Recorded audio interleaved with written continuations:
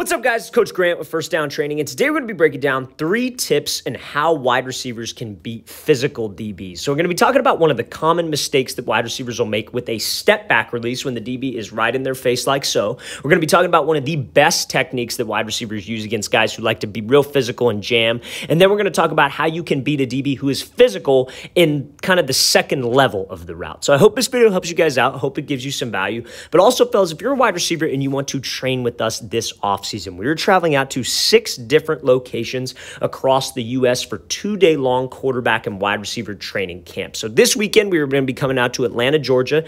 Then we're going out to Columbus, Ohio, Chicago, Illinois, Dallas, Texas, Nashville, Tennessee, and Los Angeles, California. So these camps, fellas, we are limiting spots to only 10 to 12 guys per position group, per age group. So you guys are going to get a ton of reps. You're going to get better for 2 whole days, 4 hours each day. So spots are filling up quick. So if you guys are interested in one of our off-season training camps, check out that very first link in the description below. We would absolutely love to have you out. Let's get started with this video. So first things first, one of the key mistakes that wide receivers will make when they're up against a DB like this is that they'll use a step back release that takes too long. So I'm not the biggest fan of the step back release, right? But it is something that will work against a guy who's right up on the line of scrimmage, going to get hands on you, wants to jam, whatever it is. It will work, but you have to use it efficiently. So this is an example of it not being efficient. So this wide receiver steps back, but again, he's just doing too much. It takes too long. The whole entire goal, let's talk about this. The whole entire goal of press coverage right here from this DB is to do what? Is to screw up timing with the quarterback. His goal is not to, I'm going to play press coverage so I can guard him 10, 12 yards downfield.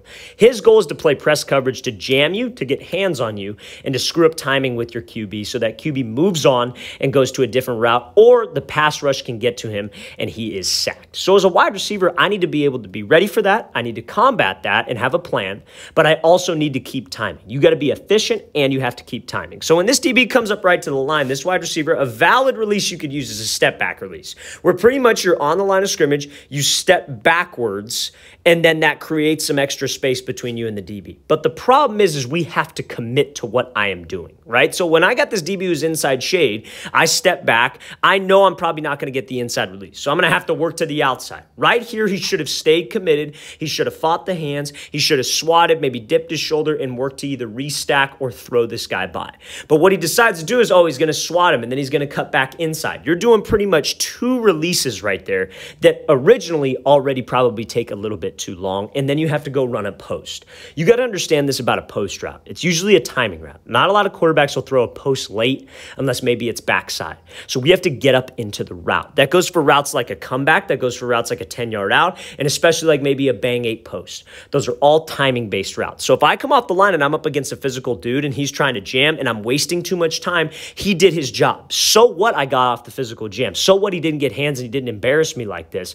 I took way too much time. And in a setting like this, fellas, where it's t-shirt and shorts, not knocking these guys because they're just getting better.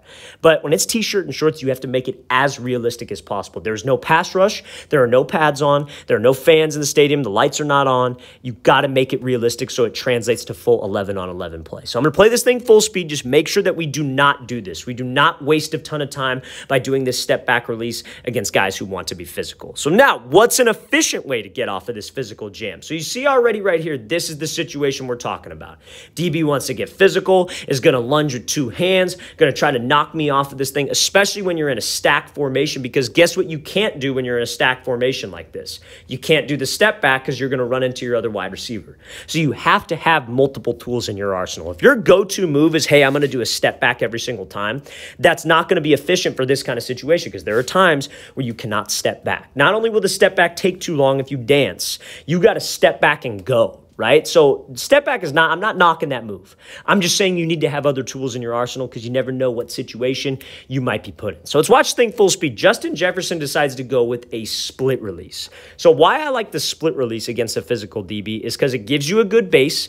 It puts you in an explosive spot to where that DB cannot get hands and reroute you off of, or if he does get hands, he's not going to completely reroute you. Let me put it that way. So let's play it full speed. So Jefferson does a split, DB lunges. He's able to dip the shoulder, draw the holding call, and then be able to make this play over the top. So let's talk about this, right? So when I got a DB who's here, and I think he's going to be real physical, the main thing we have to keep as a receiver is good pad level. I can't tell you how many times you see wide receivers line up and they think the guy's going to be physical, and their weight's on their heels, their chest is straight up in the air, because their plan when this guy gets physical is to just lean back. They're absolutely terrified of getting jammed, getting embarrassed, because, all the guys got the cameras on them, all that stuff. We got to have a different mindset. My mindset needs to be, I'm there to fight with this guy. I'm there to shed his hands, and I have a plan.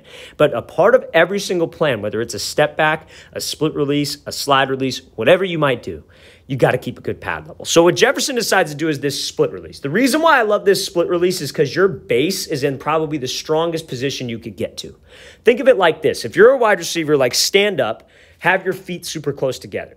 If somebody were to push you with your feet super close together, you would fall over. Now, widen your feet like you're on a surfboard and somebody pushes you. It's a little bit harder to fall over, right? Same idea with this split release. When I got a guy who's going to be real physical, if I could get to this good, strong base, knee bend, feet just outside of your shoulders like so, good pad level leaning forward. If that guy does get hands, all I got to do is combat the hands. I just have to have a plan. Let's rip the hands. Let's dip the shoulder. Let's try to get underneath him because I need to get off of this route, and I need to get off of this route and keep timing with my QB. I would take this all day long with him shedding the hands over the step back and the DB doesn't get hands, but I'm still not attacking vertical. The split release is probably my favorite release, and if I have receivers that I train, what I have them do when we talk about physical guys that want to walk down and press, split release, split release, split release. Every single time, because that will get you to a great base, that will get you to a strong position where if that guy shoots hands, it's not going to completely reroute you off this ball. Let's watch the thing again, full speed one more time. Great job by Jefferson hitting that split, freezing that DB, and then leaving him over the top by shedding those hands and dipping that shoulder. So now, last but not least, what do I do if a DB is physical throughout the route, right? So the thing that you have to understand, I'm going to play that full speed so you guys can see the catch point. When a DB is trying to be physical after the release, after you get separation off the line, or maybe you don't get that much separation, but he's trying to get hands throughout the route, you got to constantly fight his hands, right? So a good phrase that I had a coach tell me one time is that you want to pretend like that DB's got crap underneath his fingernails, and you do not want him to touch you. You constantly want to fight his hands. I did a coaching clinic one time with a few coaches that coached at Oregon. I don't know if they're still there anymore, but they would talk about how in practice and one-on-ones, 70% of the time, the DBs, when they would get hands on the wide receivers, they would win the rep. So that means 7 out of 10 reps, the receiver would only win 3 times if the DB got hands. So what does that tell you as a wide receiver? I need to constantly be fighting his hands to create separation. So when I come off the line, we got some space here. This is a more disciplined look. This is the look you will more commonly see as well. Not the guy who walks up and is trying to just get in your face and make a highlight out of it. So when he comes off, he hits him with this wide step release and he's getting up into the route. But you see the DB is getting hands. Good technique, being physical. So as a wide receiver, my mindset is I need to push vertical because why? Number one, we want to be efficient, but also number one, we want to keep timing with that quarterback. So I need to push vertical and constantly fight the hands. Need to constantly be fighting him. Break point, I'm swatting. Back of the shoulder, back of the elbow, back of the hip if you can get it. But we need to be constantly combating those hands, being physical throughout the route to get this kind of separation because that is all you need. So when a DB is being physical, when you get up into the route, maybe he's in a catch technique and he's trying to get hands on you, have a plan, but do not stop moving forward. The spots you want to attack him is exactly where this DB attacked, or exactly where this receiver attacked. Back of the elbow, back of the shoulder, or back of the hip. Those are my 3 favorite points of control that will get that DB off of his game or get his hands off of you at least, okay? So let's watch the thing again, full speed one more time. Great job by this wide receiver, constantly pushing vertical, keeping timing with the quarterback, and getting to the depth the time of the play requires. All right, fellas, I really want to thank you for watching. I really appreciate it. If you guys have any questions at all, don't hesitate to leave those in the comment section below. Get back to you as soon as we possibly can.